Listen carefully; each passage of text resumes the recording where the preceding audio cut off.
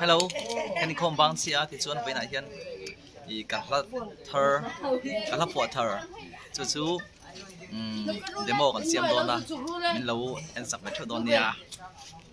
Hello, anh lâu lên để ta ấy. Thì chuan, tối nay hiện cần xuất đón à, thì demo tour nha. Thì cả là xem thơ, demo tour cần xuất đón à. Thì mình lâu ngày thắt sắp phải cula, chuan like lại comment kami lo back sắp phải đón nha. Cảm ơn. Lệ thuộc trong vang ariang zong te lên ram chu rei lâu te amo alo lang anga lal ba câu shan hau a thu thong van tu te ko bui mo ya khianin kan chol ve to anga thung va te kalai re zelang zalen na dan mo alo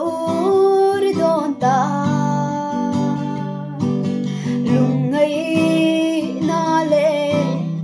boy na ram hi ô cần về to đô nè lên đâm tô na parang cần vul về thấy xí lâu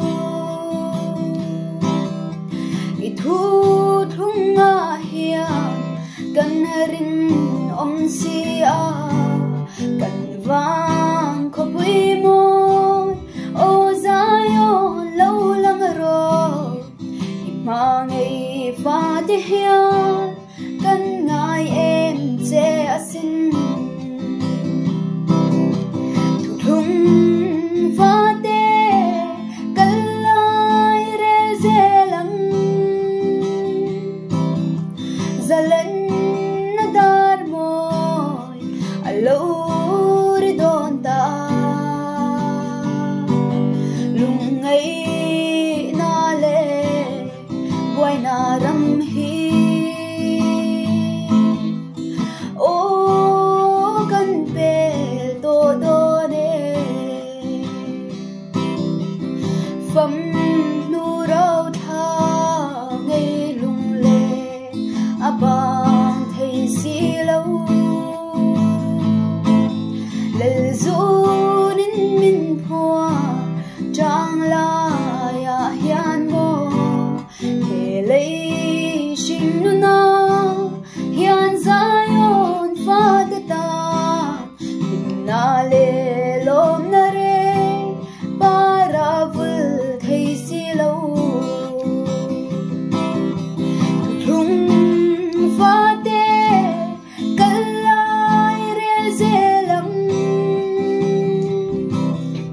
zalen na dar mo alo ri don ta lung ngay na le boy na ram hi